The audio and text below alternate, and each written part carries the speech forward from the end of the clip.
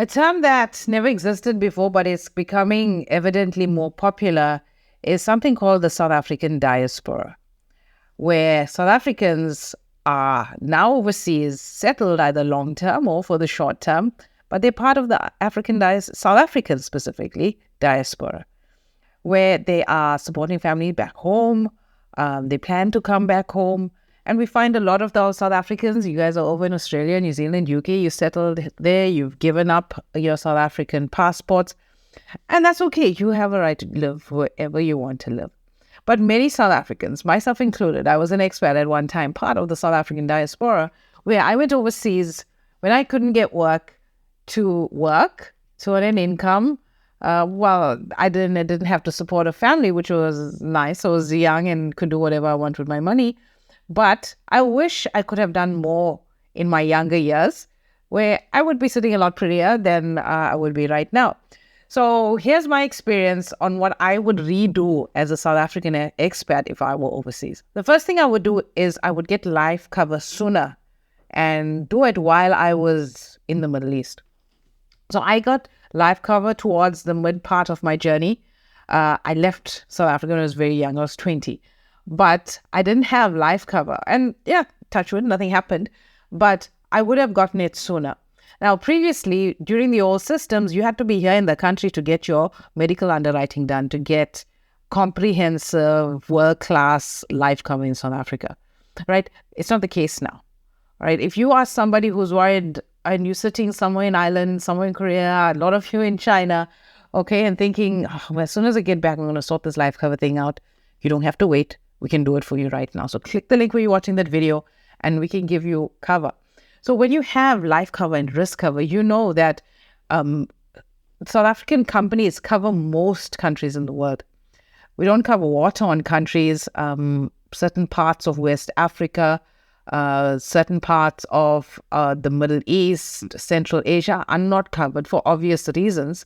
But if you are in a first world country, Korea, China, you have full coverage. All right, so reach out and we can get your life cover in place. A lot of the times when we are expats, we go for 2, 3, maybe 10 years, but we are supporting family back home.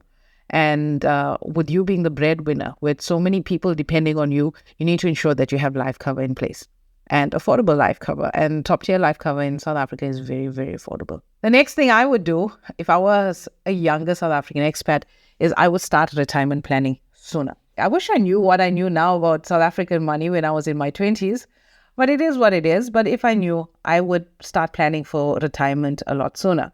And when I say planning for retirement, I don't just mean get a retirement annuity. Okay, there's so many vehicles, so many strategies that you can deploy when it comes to your retirement planning. Remember, if you are an expat watching this, when you do eventually return, your salary is not going to be that high. So you got to use your income, to live decently in South Africa. If you're supporting family, you're going to have to continue supporting family, but you want to leverage that extra. And because you went overseas for that extra money, and that difference, you got to put to work for you, and you got to invest that money, put savings away. And luckily, I have a lot of you all over, US, Ireland, the Middle East, Saudi Arabia, China, Korea. I've got clients all over there. And I'm glad you guys are reaching out because we're really putting your money to work. We're leveraging the dollar and we're leveraging the weak rand. Because when the rand is weak, you got more dollars to play with in South Africa. If you're earning an income in South Africa, you got rental property, a business, you're still a taxpayer.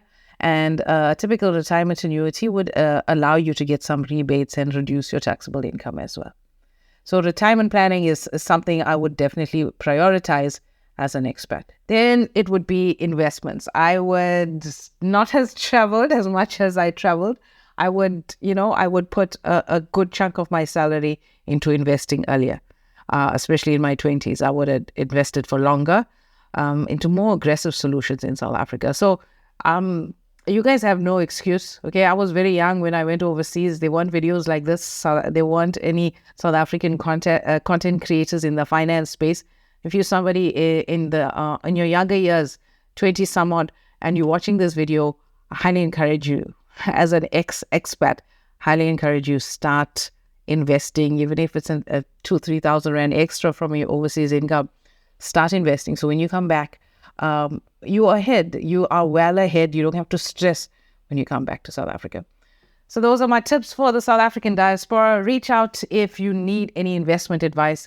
Remember, it's a global world. You don't have to sit in front of an advisor anymore.